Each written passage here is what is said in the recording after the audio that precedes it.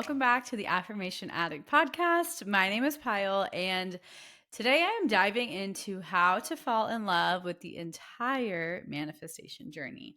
I think it is one of the most frustrating feelings that I've experienced is when I am manifesting something. I know what I want to manifest, it's in process, but I'm like, where the heck is it?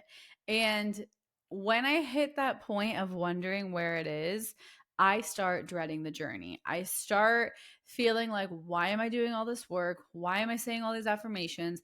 Why am I putting in this much effort if it's not going to happen? And I start creating this assumption, and it puts me in such a vicious cycle where probably one of the most helpful shifts I've made is learning how to love the journey, learning how to fall in love with the entire journey. And honestly, as I'm saying this, I don't know if I've talked about the book club on my podcast, but Tom and I are in like a co-ed friends book club, and we read like different self-improvement books. And actually, I haven't read the book for this month, and literally book club is tomorrow, but it's a really short book. I've heard amazing things about it. It's called Chop Wood, Carry Water, and it's the book about falling in love with the journey. So the fact that I'm recording this today and that book club is tomorrow is such a beautiful synchronicity, because I really need to listen to that book.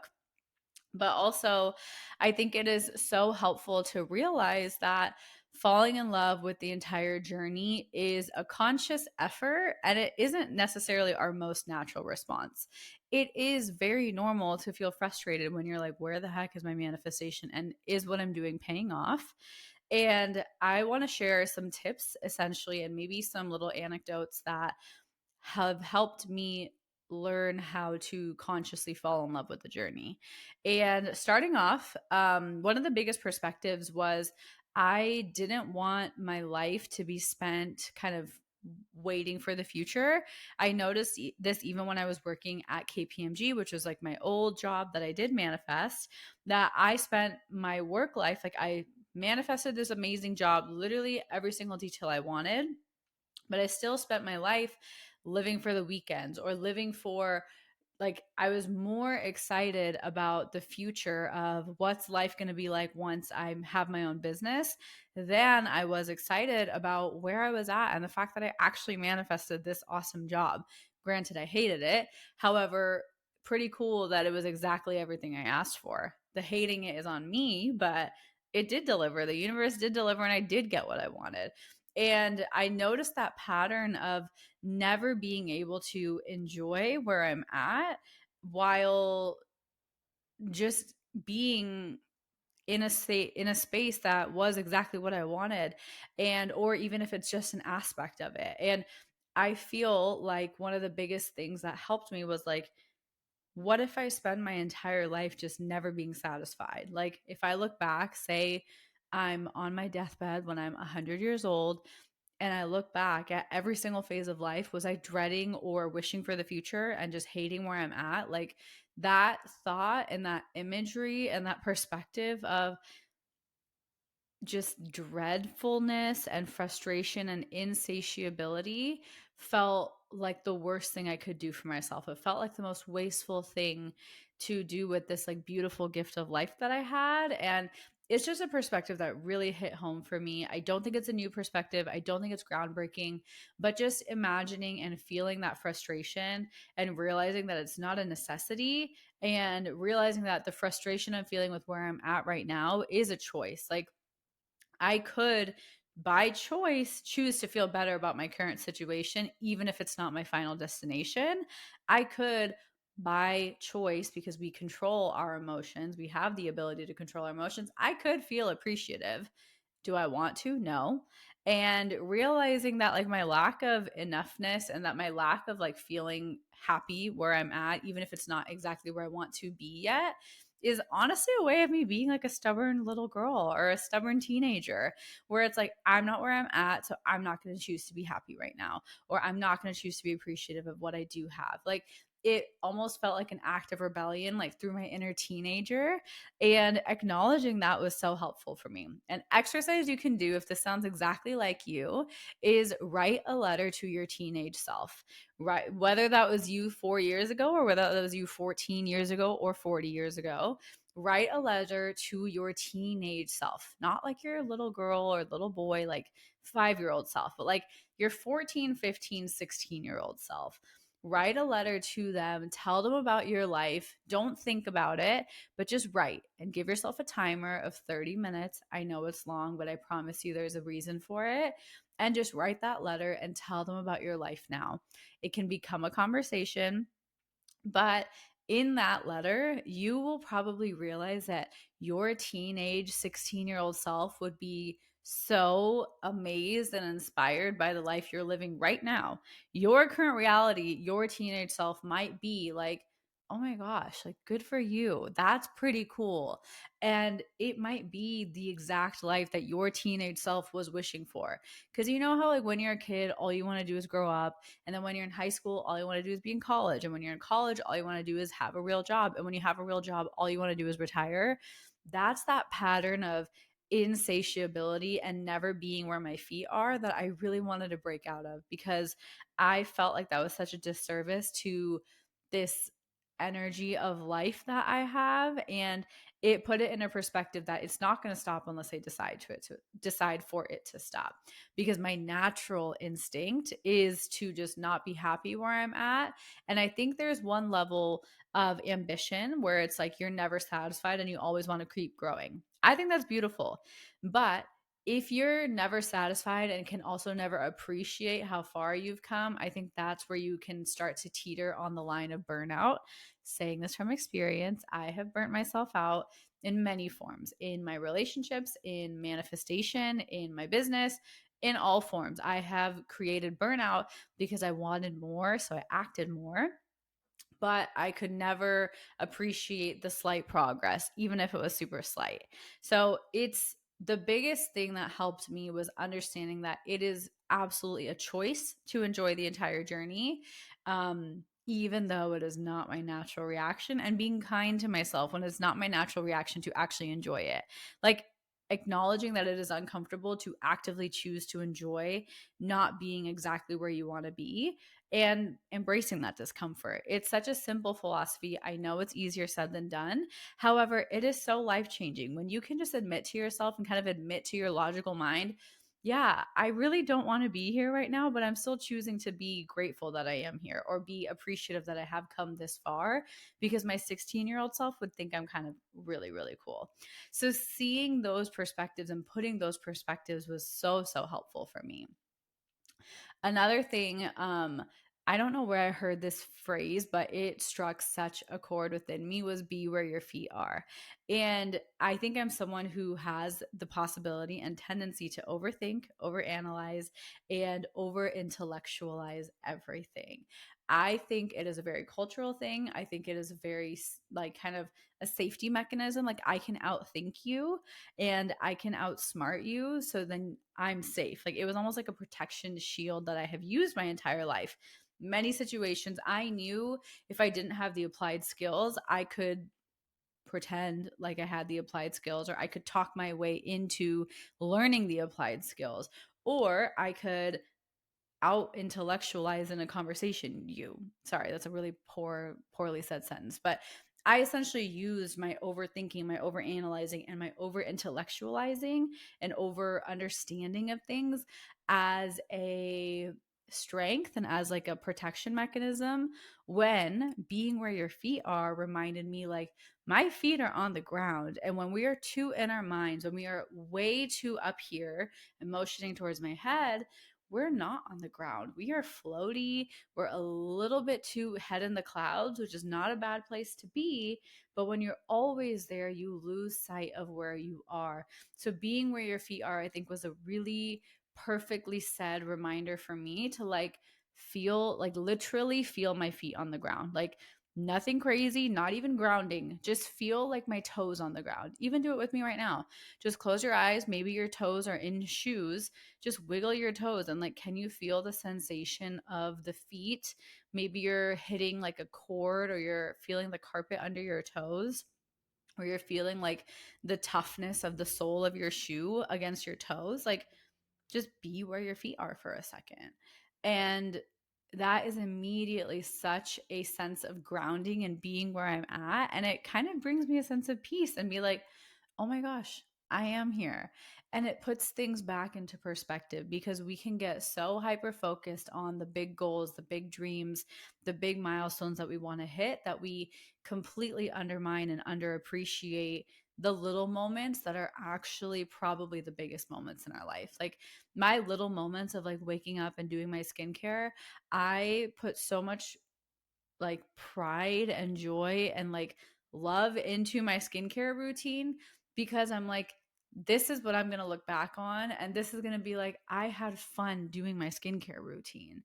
And I think for a lot of girls, like that is something that we all have loved, but looking at it from a way of loving, like, I'm just enjoying washing my face. Like that is so simple, but that's bringing me so much joy. And that is part of this manifestation process. Finding little micro moments of joy. Maybe you love that smell of like your coffee. Maybe you love just opening your curtains and seeing the sun poke through in the morning. Like, what are those little micro moments that just stir you up inside, like that kind of make your cells do a little happy dance? Those are little micro moments you can start focusing on and realizing it is actually really cool to be here. Sure, my manifestation isn't here yet, but hey, at least I have my sun peeking through the windows, or at least I have my favorite face wash. And giving yourself permission to enjoy the small things. I, for a long time, thought it was silly or childlike to enjoy the small things. And I looked down upon subconsciously people who did. I have people in my life who are so good at enjoying the small things. And I totally judged them for such a long time because I was like, that's not a big deal. Like, and I was almost too cool to enjoy the small things. Maybe this is just me and my kind of family culture, but I realized like it is actually so dang beautiful and so helpful along the journey to enjoy and actively choose to appreciate the small things that are happening. Another little thing that has helped me really fall in love with the journey is making the journey fun. Making the journey fun. It sounds like a very obvious answer, but it's like, what is your relationship with manifestation right now? Is it like a forceful thing that you're like school trying to study and like take a test and pass a test? Like that for very few people is fun. What is more fun is thinking of it like a game or like a playful thing or like a way for you to get to know yourself or a creative outlet. Like, how can you reframe your manifestation approach, your manifestation practice to be something that you look forward to? If it feels like homework or like a chore, that honestly kind of sucks. Like, why would you even want to do something that feels like a chore? And making it fun is, as always, a choice, number one. But two, for me, what's really helped is blending it into the things I like doing. So, taking that last point that I said, some of the things that naturally make me happy, like doing my skincare, opening the windows, taking a hot shower, I have made that part of my manifestation routine. I have literally blended things that I love and things that I want, AKA manifestation, blended it, made it my lifestyle to where I am one, always manifesting, two, enjoying when I do actively choose to kind of sit and do my affirmations or sit and clear my energy. It's fun for me. It's not like a chore or a task or a to do list that someone is forcing me to do. So you're allowed to tweak your manifestation practice to fit your lifestyle in a way that's exciting and resonating and fun for you to actually do, because what the energy that goes into it is the energy that comes out of it. So if your manifestation is just a chore and like homework, it probably will feel like it when it comes. And my example of that is manifesting my dream job as a consultant. I was like so focused on like being the perfect student and like manifesting my dream job out of college that I did, but I approached it like a student and it felt like such a lesson and such like a chore when it came. Like it was everything I didn't want because the energy I was putting into it was similar to that. So realizing the energy you're putting into what you want to receive is the energy you're going to get once you do receive it. And it is a very kind of coexistent and mutual relationship that does make a difference in your manifestation journey, in your manifestation experience. So allow yourself to get playful and have fun with the manifestation journey in its entirety. If you want to learn more about that, I do teach this in my step by step guide to manifesting as a lifestyle.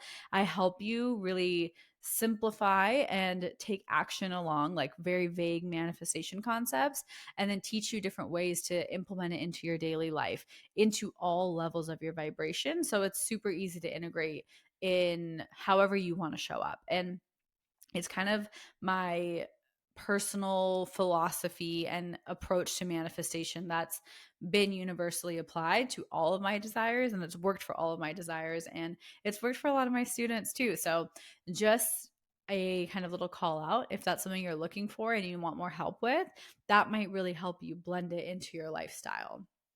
And another thing is are you coming from the energy of wanting your manifestation? Wanting implies not having. Wanting implies that you don't have it. It implies and acknowledges the absence of it. So, alternatives for instead of wanting something so bad or wishing for something, those are all really acknowledging that it is not here and it's not coming anytime soon. So, some other things you can do instead of want is appreciate. Um, I have enjoy written down. Sorry, that's kind of why I'm hesitating. I have enjoy written down, but I think that's too vague. So, just appreciate where you're at. You don't have to appreciate the desire. You don't have to believe that the desire is even already there. Just being in the energy of appreciation for what you have and where you are now is a form of you practicing appreciation. What you're practicing appreciation for is almost irrelevant. The way you're feeling is what's relevant. So you can want your manifestation, or you can choose to appreciate where you're at now. See how that's kind of a full circle? You can also want your manifestation, or you can choose to enjoy where you are now. So you have the ability to choose the way you feel. You have the ability to choose what energy that you're focusing more on. You can always want your desire, but you can also always appreciate where you're at, enjoy the current reality that you have created for yourself, even if you don't want it for long. You can also choose to start to feel like, hey, what is that manifestation actually going to do for me? And start to feel clear. Clarity is one of the most underrated feelings that I've recently discovered. So you don't have to even feel happy about where you are, grateful for where you're at, enjoying your current life. What if instead of focusing on wanting, you focused on knowing with clarity, with certainty, what it is that you want, why you want it, and how it's going to impact your life? That strong feeling of knowing is a form of confidence. It is a form of certainty and assurance that is complete opposite of the feeling of wanting. So I think it's really easy to assume that how you feel about how you feel has to be in relation to your manifestation, but no, how you feel throughout your day, whether or not it has anything to do with your manifestation, impacts your manifestation, because it's your vibration in totality is what's impacting your manifestation coming into your energy field. So if you're always sitting there wanting, then switch. You have multiple options, but think of what's the opposite of wanting for you. Think of different ones. I've given you 3 examples, and those are examples I practice all the time, but allow yourself to stop focusing on the want of it. Stop really acknowledging and admitting and reminding yourself of the lack and absence of it, and start reminding yourself of the presence, the appreciation of what is here. And not only is that going to help you and help you manifest, but it's also genuinely going to help you enjoy the entire journey more. The last thing about enjoying the entire journey I want to say is, once you can realize that like your thoughts are always a choice, even if they are repetitive, you can break those repetitive cycle and think on purpose. You can choose to enjoy the entire journey. it will not be your natural response. It is not anyone's natural response to enjoy the entire journey, but you have the capability, you have the mental capacity to actively make that your priority if you really wanted to. The problem or the resistance that comes in is probably that inner teenager vibe coming through and saying, I don't want to enjoy it. And that's okay. Admit it, carry it forward with love, and talk to it. But realizing that enjoying the journey isn't as hard, we just feel resistance to it. We might be scared that if we are enjoying where we're at, why would the universe give us more? We might be nervous that if we enjoy what we have, then we might not get more. And we might have these interesting patterns that prevent us from enjoying the journey. For me, I was unable to ever feel satiated because I thought it would stump my growth. I thought it would stop for me. I thought satiation wasn't cool. So I never chose to feel satiated. But that was actually what was robbing me of my peace, which robbed me of my enjoyment of anything, which robbed me of manifesting so much more than I could have. So understanding that falling in love with the entire journey doesn't mean that you're settling or that you're okay with where you're at. It means that you're willing to know that you are blessed while also not being exactly where you want to be, and being open to receiving more that is here to serve you. So just a few tips that have really helped me fall in love with the entire journey, and realizing that I can do hard things when the journey feels like it is completely falling apart.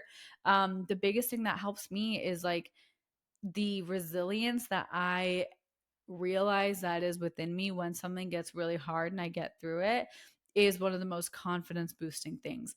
Knowing that I can do hard things or I can get through trying times is something that has created so much confidence within myself that if I had it quote unquote easy, if I had it where there was no speed bumps along the way or alternative routes that we took along the way, I probably wouldn't have the amount of confidence and inner knowing that I can really do whatever I want, I can feel whatever I want, and I can manifest whatever I want.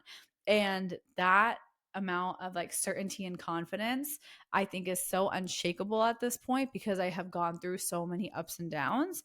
And so when those ups and downs are fluctuating, even if it's not your natural response to enjoy it, let it be your natural response to learn from it and reflect on it. Even if it doesn't start to be enjoyment, let it start to be a source of, here's an opportunity for me to think more. Here's an opportunity for myself to become more alert and aware of who I am.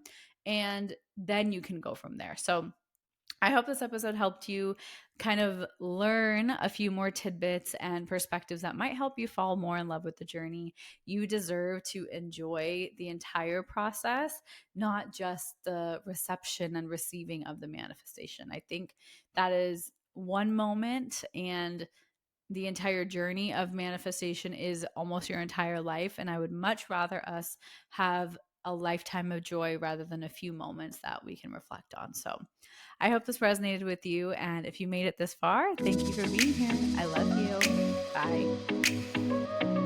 Bye.